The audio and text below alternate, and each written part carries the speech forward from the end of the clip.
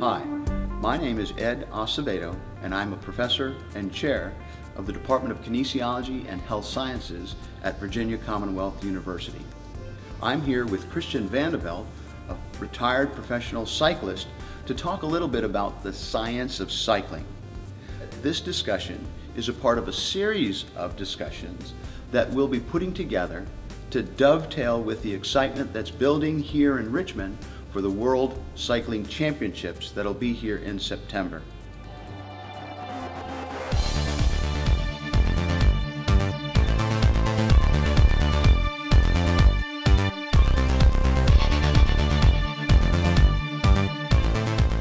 Christian has been a professional cyclist for 14 years. During that time, he won 3 national championships. He represented the United States in the 2000 Olympics in Sydney and then again in 2008 in Beijing. And he's participated in almost every major cycling race across the globe. In addition, in 2008 he finished 4th in the Tour de France, and in 2009 he finished 7th. Before I get into the kind of the science and innovation, from a cyclist perspective, I want to ask you what you think about having the World Championships here in the United States and maybe even here in Richmond. First of all, here in the United States is already huge. It hasn't been here in almost 30 years. So, I mean, I'm extremely jealous that I'm not racing here in Richmond. But what it really means is that the athletes get to prepare on the home ground. They don't have jet lag to get over. They get to go sleep in a big bed here, and then beautiful, like at Weston, like we're in here right now. You know, the food, the cuisine, their parents, their friends, everyone can come out and see what they've been doing all these years over in Europe. So having such a big marquee race here in the city of Richmond and the United States is great for us riders.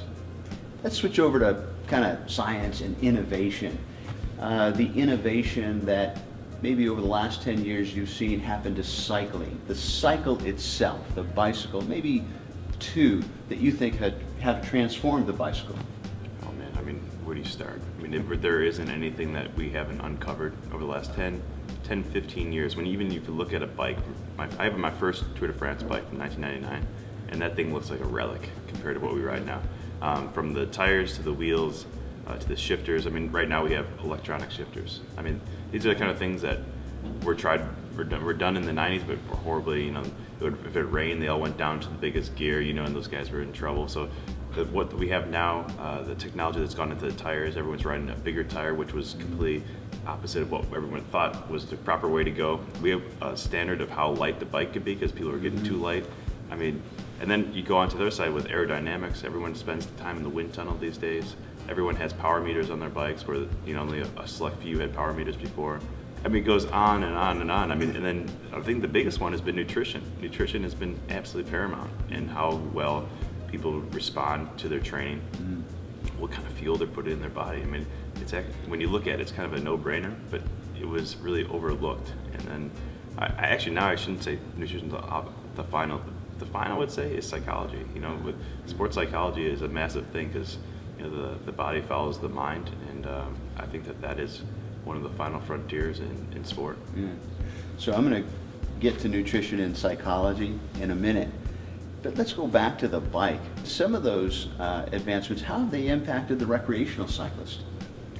For the better. I mean, disc brakes is a great example. Tire technology is starting to get there, so it takes the shock absorption a little bit lighter, so you're not pulling that clunker off the wall and throwing your back out. So the recreational cyclist, yeah, it's easier. The clothing that you wear on it, you don't look as silly wearing it, and you know it fits better. You know you're more comfortable wearing it. I mean, all those things make you want to go and actually ride your bike. I like to see as many obstacles we could get away to make it easier for me to want to ride my bike. As far as me commuting to work, doing the 5 or 6 miles, whatever, you know, in different countries, it takes away thousands of cars off the road, and it's nice to get outside for a little bit. Talk about the mental skills necessary to compete at a high level, to maintain motivation. Yeah, I mean, it's hard, and that's one thing where having a good core group around you is paramount to doing well. And you know, without my wife and my family, the support structure that I had built in, there's no way I would have ever made it. So you definitely need to. You can't do it by yourself. There's just no way. Shifting gears a little bit, innovation in safety. What has happened to help keep cyclists safer on the roads?